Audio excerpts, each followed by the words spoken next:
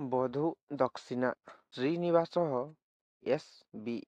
राजस्थान गुजरात मध्यप्रदेश महाराष्ट्रादिषु केषुचित् प्रदेशेषु भिल्लजनजातिः काचित् वसति। तेषु अधिकाः जनाः कृषकाः। भिल्लाः अभिप्रयन्ति यत् पार्वती तेषां कुले जाता इति, अतः शिवः तेषां जामाता भवति। तेषाम् एका आश्चर्यजनका कथा एव वर्तते। एकदा शिवः स्वगृहस्य प्राङ्गणे उपविष्टवान् आसीत्। तदा चत्वारः पर्वतम् आरुह्य आगतवन्तः। तान् दृष्ट्वा शिवः पत्नीम् आहूतवान्। ते मम सोदराः, ते वधूदक्षिणां नेतुम् आगताः इति उक्तवती पार्वती। शिवः तु आगतानां स्वागतं कृत्वा आतिथ्यं कृतवान्, परन्तु ते यदा वधूदक्षिणां याचितवन्तः तदा शिवः निरुत्तरः जातः।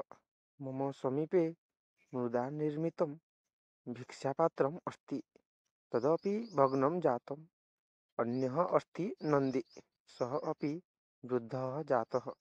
भवद्भ्यः यद् रोचते तत् नयन्तु इति उक्तवान् शिवः।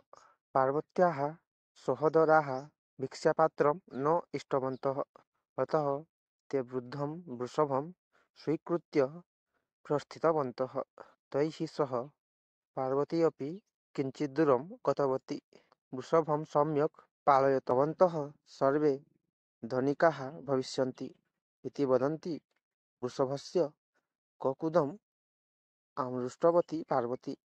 एषः वृद्धः वृषभः कथं धनं दद्यात्, कथं वा वयं धनिकाः भवेम इति ते न ज्ञातवन्तः। गृहं गत्वा ते चिन्ताक्रान्ताः अभवन्।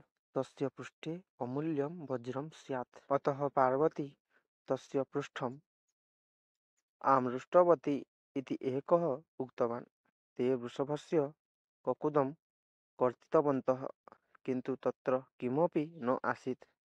सम्पूर्णः वृषभः एव कर्तितः चेदपि किमपि न प्राप्तम्। एतां वार्तां श्रुत्वा पार्वती कुपिता। मूर्खः वृषभः कियान् बलवान् अस्ति इति वक्तुं तस्य ककुदं दर्शितवती अहं। भवन्तः तम् उपयुज्य कृषिकार्यं कुर्युः, तेन उत्तमं धान्यफलं लभ्येत। तस्मात् भवन्तः धनिकाः भविष्यन्ति इति मम आशयः आसीत्, किन्तु भवन्तः अविवेकेन मम पत्युः प्रियं वृषभं मारितवन्तः। भवतां शुभं न भविष्यति। इतः परं मया सह भवतां कोऽपि सम्बन्धः न भविष्यति। अहं भवतां मुखानि अपि न द्रक्ष्यामि इति उक्तवती पार्वती।